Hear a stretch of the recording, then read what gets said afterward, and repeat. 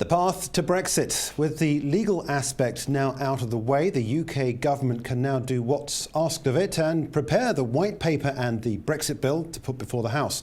In the meantime, Theresa May is on her way to meet President Trump, the first world leader to be invited to meet the new president. John Rowland is Executive Director at Cicero Group, and he joins us now. John, welcome.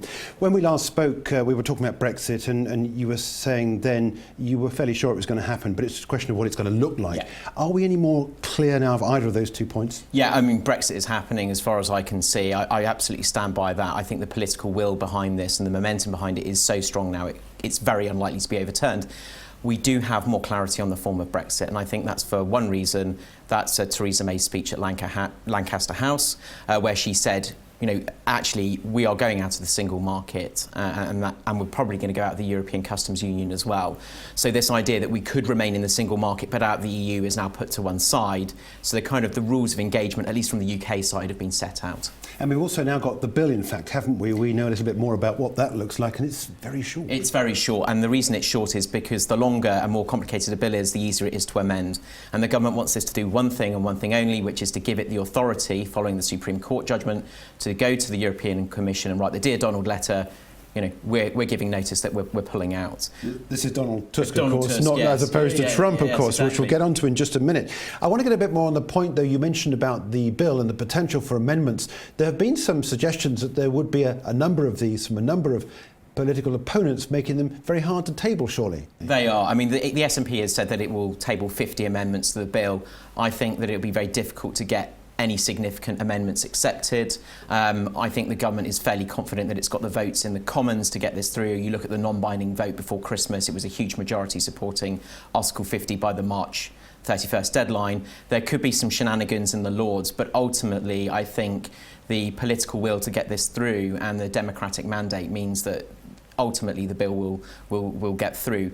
It may go over the March 31st deadline. I don't think it will. It is possible, but this is going to happen. Yeah, one of the big things that I know that a lot of the opposition parties want to ensure that we've got access to the single market, and of course it's all about trade deals. Now, as we've got this paper now going through Parliament, Theresa May has now, I believe, left British soil. She's on her way to the States to talk to Donald Trump in what is a big moment, because I think she's the first world leader, I think, to be entertained there. What are we going to get out of that? What can we see in terms of clarity between the relationship between the two countries from this event? Well, I think it's significant that Theresa May is the first there. I think her team worked extremely hard to make sure that was going to happen, following the slight embarrassment of Nigel Farage sort of being around Trump Towers.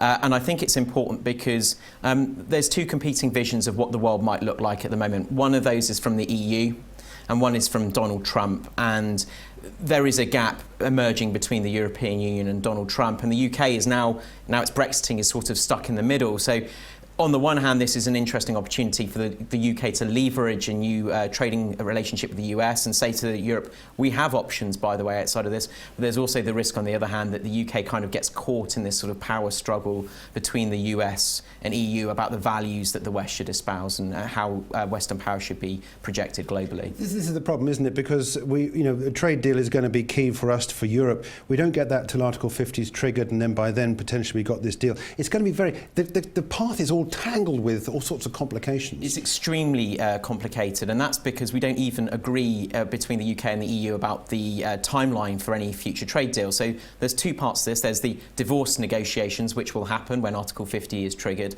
and then there is the transitional deal. In fact, there's three. There's the transitional deal, and the third part is the future trading arrangements. Now, the Europeans have been quite strong in saying we can only do the divorce settlement and then we'll talk about the rest of it, or maybe we'll do the divorce and the transitional settlement, but then we'll talk about trade.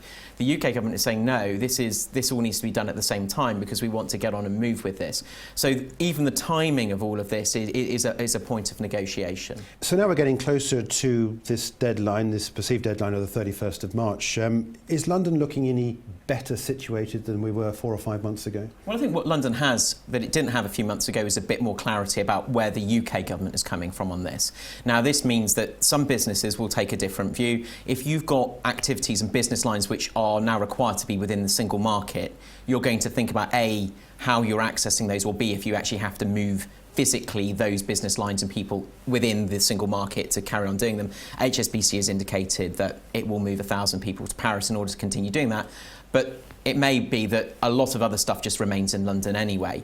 However, there are a number of banks and insurers and fund managers who will be doing that assessment now, saying, right, OK, we know we're not going to be in the single market. What do we have to do to prepare for that? So what are you telling clients then, the clients that come to you and say, look, what is our strategy? Well, I think the strategy depends on what your business is. And this is the thing. I think before the referendum, most of the financial sector was united in saying, we want to stay in, we want the status quo. Now we're coming out the other side. There are some subtle variations because the way that businesses passport or access the single market is different depending on what the business line is. So banking and payments is different from fund management, which is different from insurance. So what we're saying to people is, firstly, my job is to make sure that they know absolutely what's going on, where the UK is coming from and where the EU governments are coming from and where the end game might be. But that's hugely unpredictable at the moment. So it's about setting out a kind of range of options of where the potential outcomes could be so that they can plan for the future. OK, well, we'll have you back in later on in the summer when we know a little bit more about the times. And of course, 31st of March, as John was saying, remains the target for the government to sign the papers and to trigger Article 50. It will remain to be seen whether or not that is achieved. That was John Rowland there from Cicero Group.